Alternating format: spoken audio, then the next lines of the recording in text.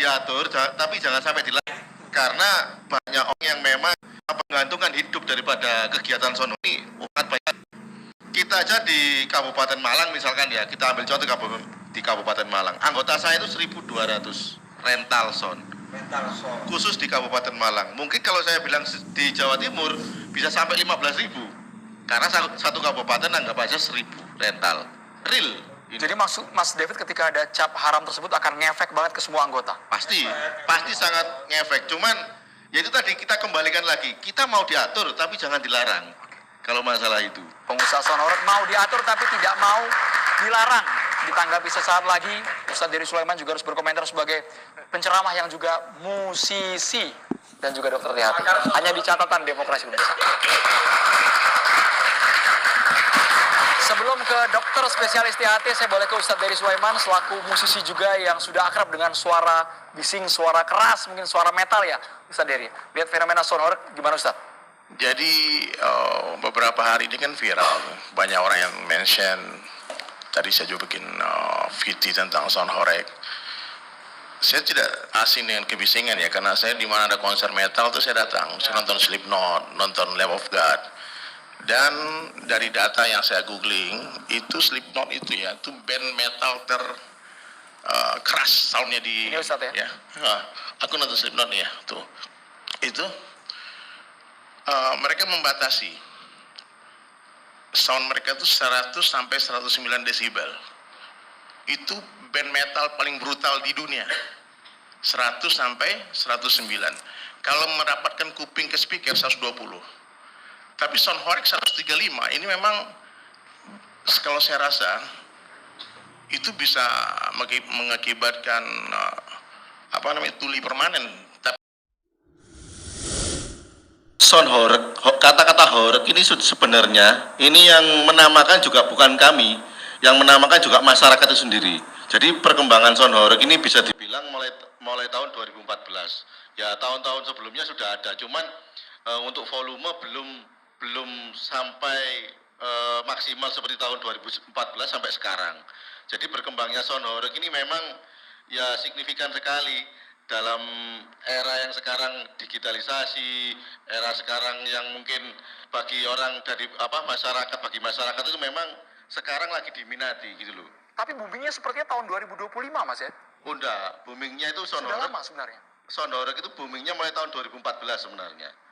Cuman untuk konsumsi di media sosial bisa dikatakan setelah COVID itu baru booming. Memang pakai mobil, pakai truk, ada juga yang di panggung. Oh, iya. Dari dulu formatnya memang seperti ini yang kita tampilkan gambar ini. Iya, memang formatnya dari dulu seperti ini. Dulu volumenya mungkin kecil, sekarang tambah lebar. Tapi kalau saya bilang sound horeg ini sudah maksimal sekarang. Karena kan kondisi jalan di Indonesia kan tidak bertambah lebar tapi bertambah sempit. Yang mengganggu itu cuman sound horeg. Enggak Mbak, banyak Mbak. Panggilan ritual di rumah-rumah ibadah mengganggu enggak? Azan maksudnya Mbak? Aku nggak ngomong panggilan ritual di rumah-rumah ibadah. Beberapa kiai berpendapat panggilan oke, tapi begitu acara sudah mulai di tempat ibadah itu pakai sound ruang. Karena ada beberapa orang yang nggak pengen denger juga. Jadi apa bedanya sama sound horeg? Kalau soal mengganggu loh, polusi audio, polusi visual, pas pemilu gambar-gambar orang nggak enak dilihat. Gitu loh. Kalau artis memang ini bukan soal ganteng soal apa, tapi ada orang yang ganteng yang nggak enak dilihat, ada orang cantik nggak enak dilihat. Orang-orang yang mau jadi anggota DPR memang bukan untuk dilihat, polisi jangan untuk bekerja menyuarakan suara rakyat. Makanya di Jepang itu kan dilokalisir, hanya di tempat tertentu dia boleh kampanye. Oke, kita adil-adilan. Kalau mau MUI ini polusi, bagaimana dengan panggilan ritual? Panggilan ritual saya setuju, tapi begitu ritual berlangsung, ceramah, di lokal, di tempat ibadah aja. Karena ada orang yang lagi pengen belajar, pengen gitu loh. Kadang-kadang saya pengen baca ayat ini, ayat itu, tiba-tiba suara itu ayat, aku lagi nggak pengen dengar ayat, aku pengen dengar ayat yang aku baca.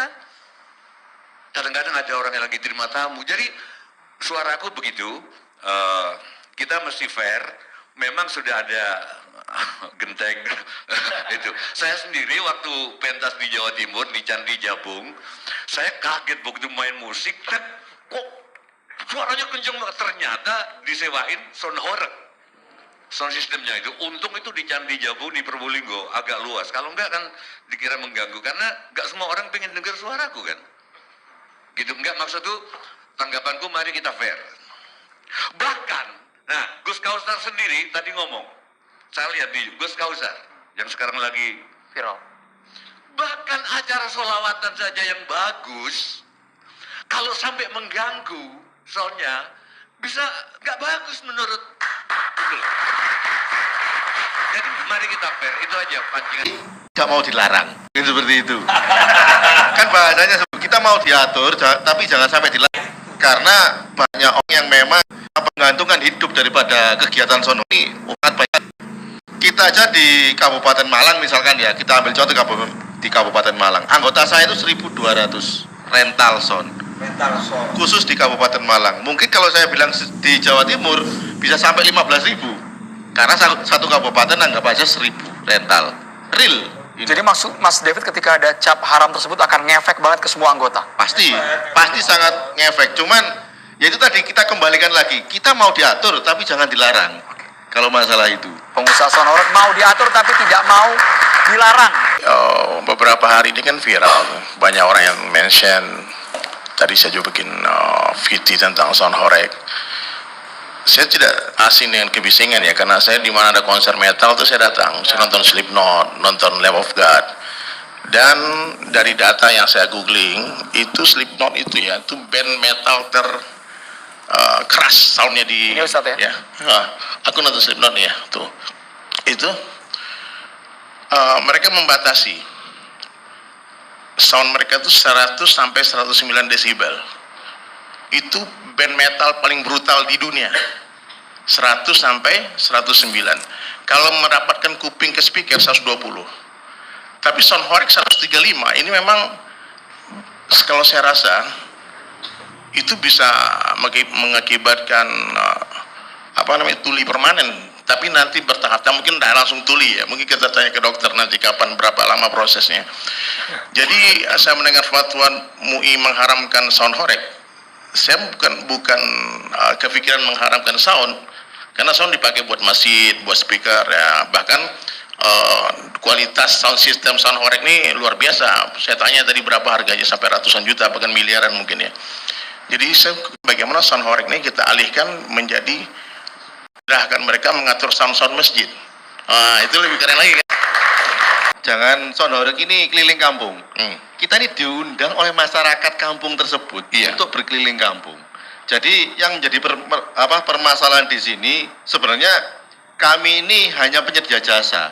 Jadi misalkan ada orang kampung yang merasa terganggu, karena saya melihat sebelum ada kegiatan sound horeg, masyarakat ini sudah melalui musyawarah itu tadi. Oh, jadi orang-orang itu udah dipikirkan dulu anak kecil. Ada rakor juga ya kan, ada rakor nanti pada waktu pelaksanaan itu seperti apa, itu sudah ada rakornya bersama masyarakat. Terus Itu pakai orang sound horeg juga, bener? Iya, Gus Ikdam kawan saya, kawannya Mas Heri Setiawan. Jadi teman-teman yang punya sound horeg ini ya juga butuh ngaji, Pak. Butuh siraman rohani, butuh beramal. Nah di Gus Ikdam itu gantian sound horeg itu. Minggu depan sound horegnya siapa, giliran gitu loh. Itu Mereka pakai sound horeg juga berarti. Mas Gus ya, itu konser Lamb of God sama Slipknot itu udah keras banget Mas.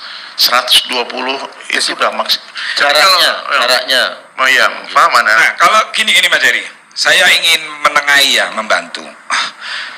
Sound horeg ini Mas bisa memberikan manfaat kalau dikelola dengan baik. Nah sekarang yang memberi fatwa ulama, kita hormati. Nah beliau tadi ya juga agak lunak dari keterangannya dengan catatan. Berarti ada titik-titik tertentu yang tidak haram. Misalnya volumenya dikurangkan, ini hanya masalah volume kan. Coba deh sampean datang ke konsernya Habib Syekh, dengarkan sound di sampingnya Habib Syekh, itu melebihi sound horeg. Nah makanya kalau kita berbicara aturan desibel, itu kena semua itu. Coba Son Horeg suruh sholawatan, nggak ada masalah MUI. Benar nggak? Karena yang disetel itu DJ dan bikin subwoofernya itu coba sholawatan. Ada dancer lagi kan, ada Nggak yang bakalan bermasalah walaupun desibelnya tinggi. Coba saya